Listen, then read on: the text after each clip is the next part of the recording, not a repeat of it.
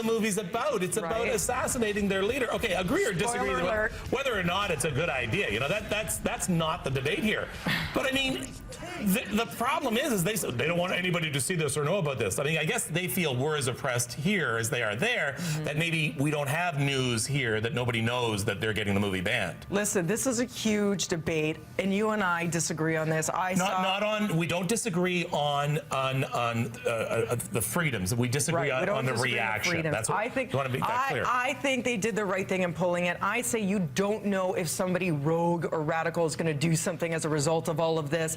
Why put any citizen at risk of losing life or limb? Why have to go to the theater on Christmas Day and worry is something going to happen to me, whether I see this movie or take my kids to see another movie or go watch Into the Woods? Why have any of those thoughts enter at such a holy time when so many people are coming together? To me, that's letting terrorism win. By shutting this out of theaters, we can breathe a sigh of relief and move forward. Why do we want to put anybody at risk in this climate and day and age? The terrorists won on this one because they said they did not want the movie shown. The movie's not going to be shown. That's plain and simple. No, they said what their context is because they feel it's an act of war. Exactly. And if you show this movie, if it is released on Christmas Day, you will see you thought 9/11 was bad, it's going to be worse. Again. And North Korea said things like this. They've said that forever. But why risk it? We keep hearing of things happening around the world since 2001. You know why risk it? Years. You know why risk it? Come next election time. Okay. If someone doesn't like John Smith running for prime minister, and you know what? Anybody who goes to the polls that day is going to be shot.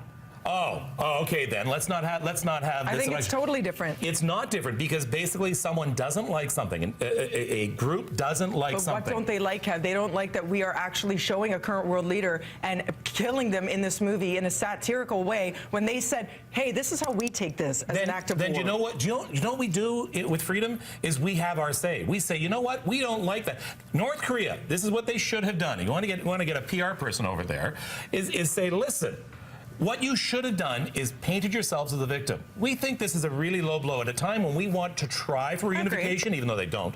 Even when we try for reunification of the Koreas, well, you know what? It's really bad that you're doing this to our leader. And then they would get sympathy here. Can't you say that about the start of any world dispute? If only we had, in hindsight, you can't control that part. You would have a 50-50 debate here. Yes. But now everybody is up in arms saying, how dare they take away our freedom? How dare they do this? I hope Sony releases it on viewer on demand, and that anybody can watch it anywhere in their homes. And they're going to take a bath in the movie anyway. Why not just put it out there? Would you not agree, Kev, that if God forbid something did happen to even one person, somebody went rogue in one theater somewhere, how would you feel about dealing and living with that consequence of taking that risk? Ain't worth it. Should we close all coffee shops because we're afraid that someone is going to come in with their beliefs completely different? About no, this is a formal announcement coming out and comparing it to 9/11. There have been formal announcements from ISIL already. Formal announcements saying that we are going to have lone wolf attacks in Canada. Right, and people are on high alert. That is the current climate. It is different than it was even 14 years ago. We're on high alert. However, it's not stopped people from living their lives. And we cannot have someone come in and decide and say, we don't like this, so therefore, if you do, they're pointing a gun to our head. And they're saying, if you go ahead and do this, we're going to pull the trigger. Well, you know what? It may be just this movie today. Tomorrow it's going to be something else that they're insulted by. We'll cross that bridge when we get to it. I think that for what we're presented with right now, in the way the world is right now, that this was the safest and best decision to safeguard citizens in North America. We can't cross a bridge we've already burned behind us. We have allowed one thing, the slippery slope it's already done. The die has been cast. We have now allowed terrorism to win. We forget, because we are so far away from World Wars I and II, we forget that freedom costs. I think people know that. Our freedom costs. No, we don't. There's still wars going on, modern wars. We think freedom is great, it's wonderful. We don't know how much we have to fight to keep that freedom. So much of the world is not free, and they are told every day what they can and can't do and what they can and can't watch. However, freedom costs. Freedom is not free, and sometimes you have to stand up and say, you know what, yeah, there might be some violence or this, but it is our freedom that is important. So let's find another way to show the movie. Okay, don't show it in theaters.